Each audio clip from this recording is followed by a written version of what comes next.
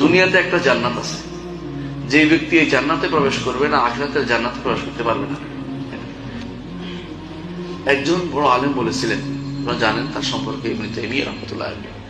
তিনি বলছিলেন, ইন্না ফিদ দুনিয়া জান্নাহ মান লাম ইয়াদখুলহা লাম ইয়াদখুল জান্নাতাল আখিরাহ।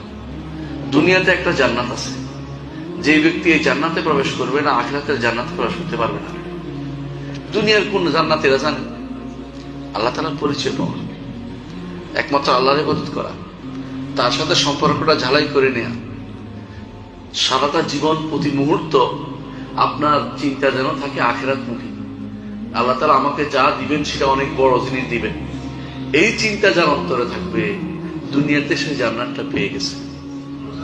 এই জান্নাত হচ্ছে দুনিয়াতে প্রশান্তির জান্নাত, আখিরাতের জান্নাত সে পায় নাই। এমন প্রশান্তি, যেই প্রশান্তির জন্য ইবনে তাইমিয়া রাহমাতুল্লাহ আলাইহি বলেন, কখনো কখনো আমার অন্তরে এত আনন্দ হয়, আল্লাহ সম্পর্কে জানলে যে আনন্দ হয়, এই আনন্দটার ব্যাপারে তিনি বলছেন, আমি মাঝে মধ্যে বলি, দুনিয়ার বাদশারা যদি আমার জানতে পারত, ধরেন জর্দানের বাদশাহ জানছে যে এই বেটা কি আনন্দে আছে,